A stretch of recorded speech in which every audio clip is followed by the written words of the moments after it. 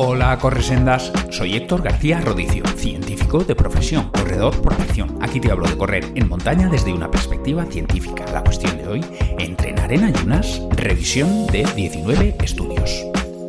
Venga, sin más dilación, vamos al turrón. ¿Cuántas veces hemos oído aquello de que entrenar en ayunas sirve para mejorar la oxidación de ácidos grasos? Muchas veces se ha hablado esto y no sé si hay una respuesta clara, pero afortunadamente en octubre de 2024, que lo he encontrado más tarde de esa fecha de publicación, recientemente me he topado con esta revisión de estudios, pero resulta que ya en octubre de 2024, un estudio analizando 19 estudios, ahora damos algunos detalles, pues creo que ya nos había dado la respuesta definitiva. Yo diría que sí, que ya el debate está zanjado.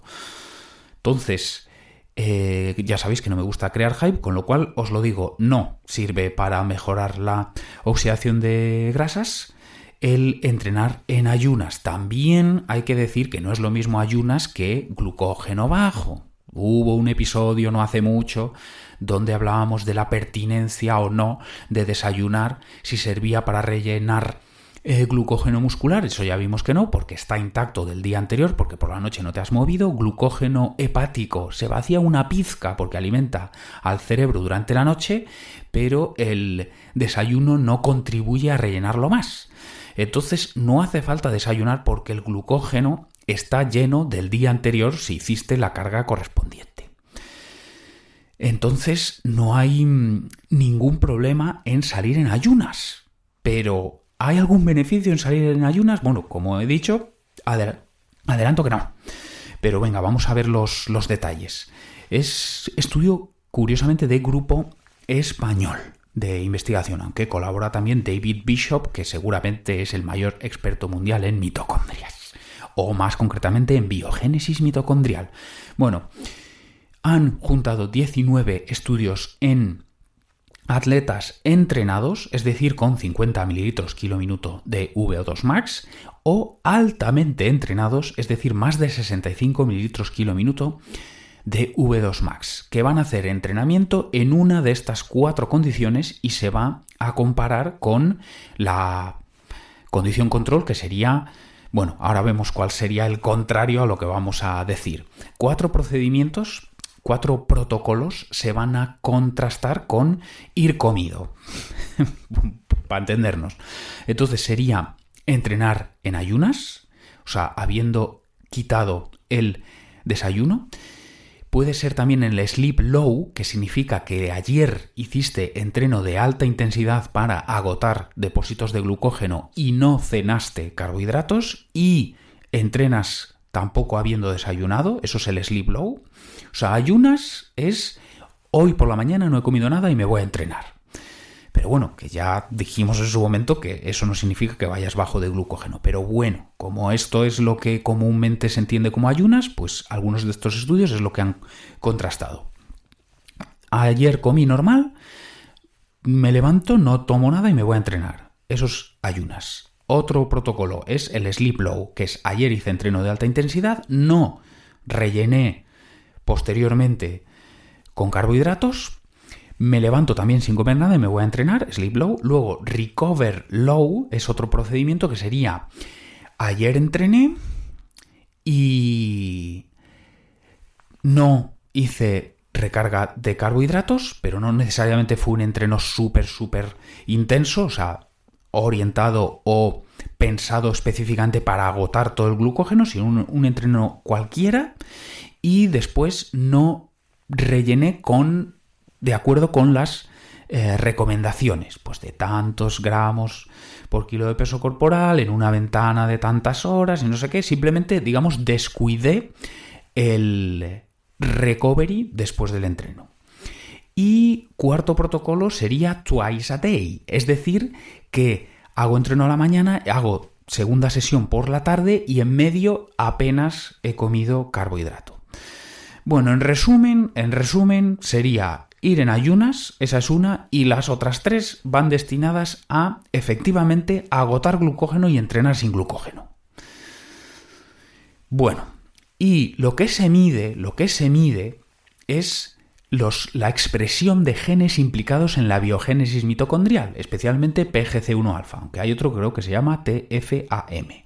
Bueno, nos da igual, esto ya son cosas de biología molecular, pero si esos genes están más expresados, se entiende que la maquinaria destinada a crear nuevas mitocondrias y la infraestructura correspondiente, o sea, pues vasos sanguíneos, enzimas, transportadores, bueno, todo eso está activado, eso para mejorar, ampliar nuestra masa y función mitocondrial, puede o no estar más activado. Bueno, en general, en los 19 estudios no se vio mayor expresión de genes implicados en génesis mitocondrial después de cualquiera de los 4 procedimientos.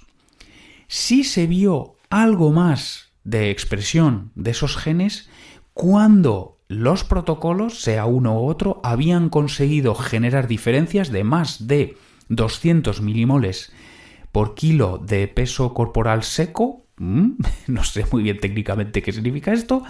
Diferencias en el glucógeno, eso de 200 milimoles por kilo de peso, cuando ha sido comido o cuando ha sido después de alguno de estos protocolos. Esos protocolos sí que han logrado vaciar mucho hasta crear esta brecha de más de 200 milimoles, que tampoco sé exactamente en la práctica qué significa, pero bueno, esto es el dato que nos dan.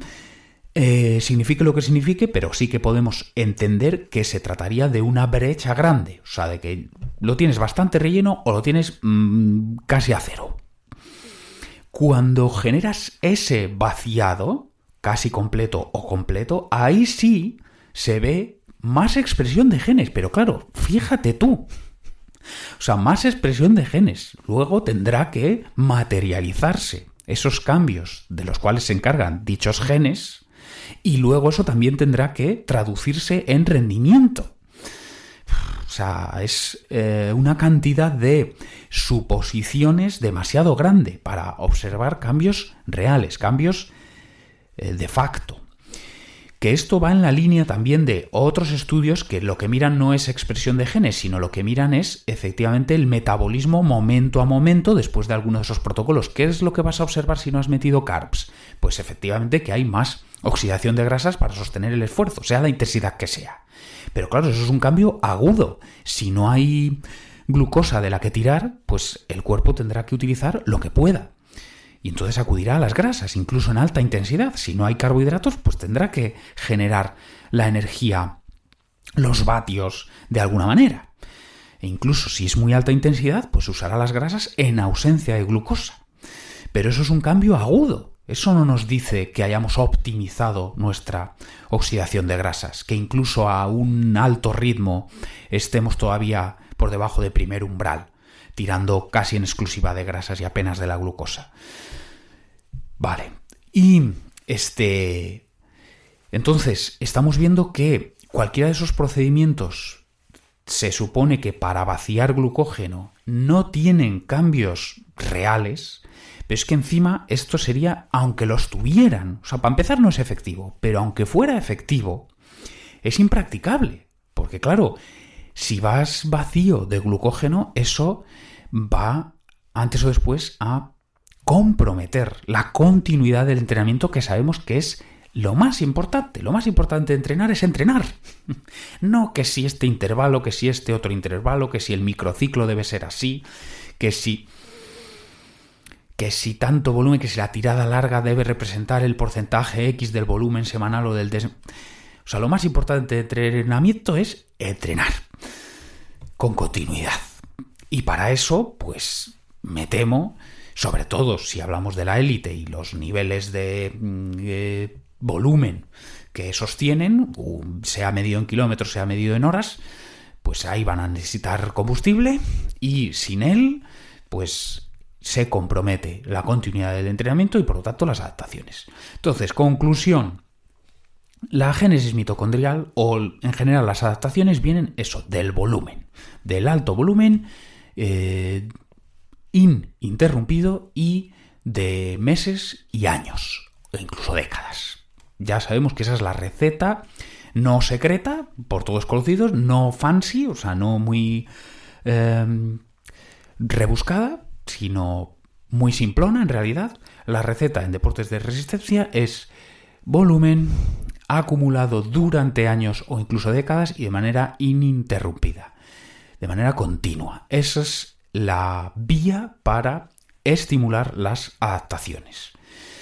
Y para ese alto volumen y sin interrupción durante años, pues seguramente los carbohidratos sean imprescindibles. Para sostener ese régimen de entrenamiento hay que meter carbohidratos porque se va a tirar de los depósitos en los entrenamientos. Vale.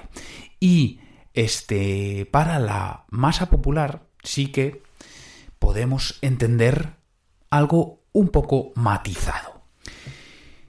Efectivamente, si quieres sostener altos volúmenes y de forma ininterrumpida, como digo, en general la dieta debe contener carbohidratos y peri-entreno o periactividad también. Pero vamos, que dicho esto, para el popular entrenar en ayunas, vale, hemos dicho no tiene beneficios, pero tampoco tiene perjuicios. Para el popular, para gente que tenga que sostener, pues en el mundo del atletismo, 11 sesiones por semana y 15 horas por semana de correr, solo de correr, pues esa gente necesita los depósitos de glucógeno siempre a tope. Pero para los populares que entrenamos 40, 50, 60 minutos, un día sí, día no, o 70 minutos, un día sí, un día no, pues esos 40, 50, 60, 70 minutos, si los haces en ayunas, no va a pasar absolutamente nada. Ni para bien, ni para mal. Y bueno, esto por ejemplo lo puedo decir por experiencia. O sea que no es efectivo, no tiene beneficios, vale, pero para el popular tiene perjuicios, yo diría que tampoco, o incluso tiene esas ventajas de las que hablamos en su momento, que si te supone un engorro levantarte con antelación al entrenamiento para poder desayunar y hacer la digestión, si eso te supone un engorro, te lo podrías ahorrar. Si tienes mini pájaras por esa hipoglucemia reactiva después de desayunar, te lo podrías ahorrar. Si te sientes pesado después de desayunar, te lo puedes ahorrar porque si ayer has comido como corresponde, durante la noche no se han vaciado los depósitos de glucógeno. O sea, ¿beneficios del ayuno hay? No.